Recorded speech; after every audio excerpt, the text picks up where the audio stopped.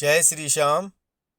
महाभारत का जो युद्ध था वो धर्म और अधर्म के बीच होने वाला युद्ध था। इसके अंदर जो धर्म थे वो तो युधिष्ठिर के पक्ष में लड़ने वाले लोग थे और अधर्म जो था वो दुर्योधन के पक्ष में लड़ने वाले लोग थे। यानी यह युद्ध एक धर्म और अधर्म के बीच होने वाला युद्ध था। इसमें जो पांडवों की साइड थे वो धर्म की पक्ष में थे और जो दुर्योधन के पक्ष में थे वो अधर्म के पक्ष में थे। तो ये पूरे विश्व का होने वाला युद्ध था। उस समय का यह सबसे बड़ा युद्ध था। इसके अंदर पूरे विश्व के राजा महाराजा युद्ध लड़ रहे थे। तो जो अधर्म का साथ दे रहे थे वो दुर्योधन के पक्ष में थे और जो धर्म का साथ दे रहे थे वो पांडवों के पक्ष में थे। तो यह युद्ध चल रहा था। युद्ध चलते चलते जब बर्बरीक को ये पता चला कि इसमें मेरे परिवार के लोग ही युद्ध लड़ रहे हैं और क्यों ना मुझे भी इस युद्ध के अंदर शामिल होना चाहिए, तो उन्होंने अपनी माता जिनका नाम मोरवी था उनसे यह कहा कि हे माते, क्या मैं भी इस युद्ध के अंदर भाग ले सकता हूँ? मैं भी इस युद्ध के अंदर अपनी भूमिका निभा सकता हूँ। तो माता ने उनको कहा कि देखो, तुम युद्ध में जाओ और युद्ध भी लड़ो, लेकिन यह ध्यान रखना कि जो पक्ष हारे तुम्हें उसका साथ देना है।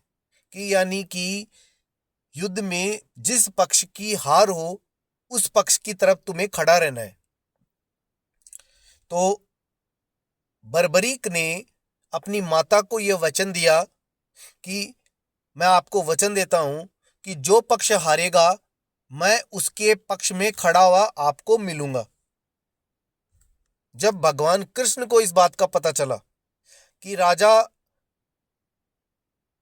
की साइड से जो युद्ध हो रहे हैं, चाहे वो पांडवों की तरफ से हो चाहे वो दुर्योधन की तरफ से हो, कि जब बर्बरीक युद्ध में लड़ने के लिए आ गए और पांडवों की तरफ से वो खड़े हो गए, पांडवों की तरफ से जब वो खड़े हुए तो 100% जो विजय है वो पांडवों की होगी। और जब विजय पांडवों की होगी तो जो कौरव पक्ष के लोग हैं वो हारेंगे। जब वो लोग हारेंगे तो बर्बरीक जो है वो कौरवों की तरफ जाके खड़े हो जाते हैं और कौरवों की तरफ जब वो खड़े होते हैं तो पांडवों की पराजय होगी। जब पांडवों की पराजय होगी तो वो पांडवों की तरफ आके खड़े होंगे। ऐसे तो इस युद्ध का जो निर्णय है वो लेना ही पॉसिबल नहीं होगा। भगवान कृष्ण को जब ये पता चला कि वो बर्बरीक जो है वो युद्ध में शामिल होने के लिए प्रस्थान कर चुके हैं और वो आ रहे हैं, तो अगर वो बर्बरीक से उनके शीश का दान नहीं मांगते तो इस युद्ध को समाप्त करना इम्पॉसिबल था, मतलब असंभव था कि यह जो युद्ध है वो समाप्त हो जाए। ऐसी स्थिति के अंदर भगवान कृष्ण ने बर्बरीक से ब्राह्मण के रूप में उनसे शीश का दान मांग लिया और न चाहते हुए भी, क्योंकि वो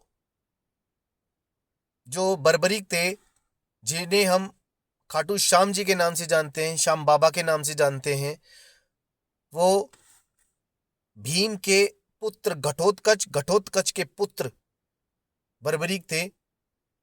उन्हीं के पक्ष के लोगों का वह एक सदस्य था। पांडवों के वो पुत्र थे, इसलिए वो नहीं चाहते थे कि बर्बरीक का शीश का दान लिया जाए, लेकिन उन्होंने अपनी माता को यह वचन दिया कि मैं हारने वाले पक्ष की तरफ खड़ा रहूंगा। इसलिए भगवान कृष्ण ने उनके वचन को सिद्ध न हो, मतलब वो अपने वचन, क्योंकि अगर वो युद्ध में शामिल हो जाते तो वो अपने माता को दिए हुए वचन को वो निभाते, और वचन अगर निभाते तो इस युद्ध को समाप्त किसी भी तरह से नहीं किया जा सकता था, क्योंकि वो जिस पक्ष में खड़े रहते वो पक्ष जीतता और जिस पक्ष के विरोध में खड़े रहते वो पक्ष हारता।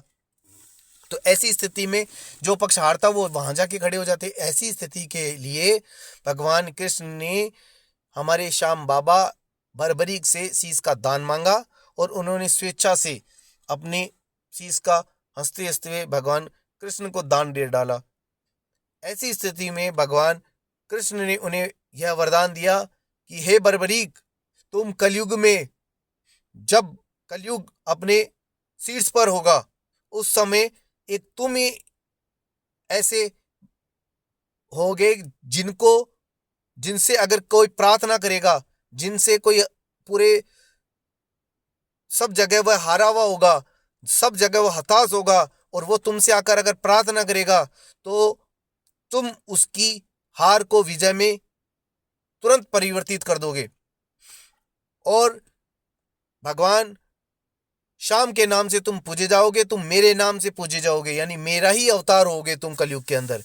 ऐसा वरदान प्राप्त किया था, और ऐसी स्थिति में भगवान ने ये प्राप्त किया था। यानी भगवान कृष्ण को दान देने वाले हमारे बाबा श्याम हैं।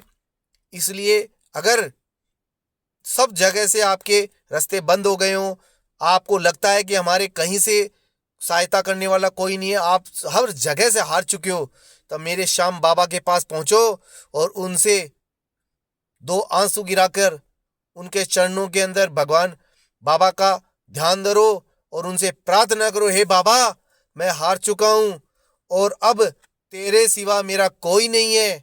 मैं आपको वचन देता हूं कि बाबा श्याम आपको महसूस होंगे कि आपके साथ खड़े हैं, और आपकी हार वह विजय में प्राप्त परिवर्तित कर देंगे।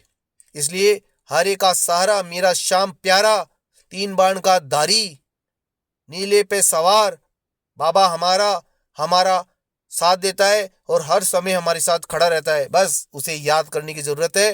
इसलिए हर समय बाबा श्याम का नाम लो और उसका नाम लेते हुए अपने कर्म को करो। मैं आपको चैलेंज करता हूं, मैं आपको वचन देता हूं कि इस संसार में ऐसी कोई शक्ति नहीं है जो हमारे बाबा के सामने खड़ी रह सके। बस मेरे बाबा को ये आंखों के जो 2 आंसू गिरते हैं वो उनके चरणों में डालो, आप उनका भोग लगाओ। मैं आपको वचन देता हूं कि वो आपकी हार को विजय में परिवर्तित कर देंगे। जय श्री श्याम।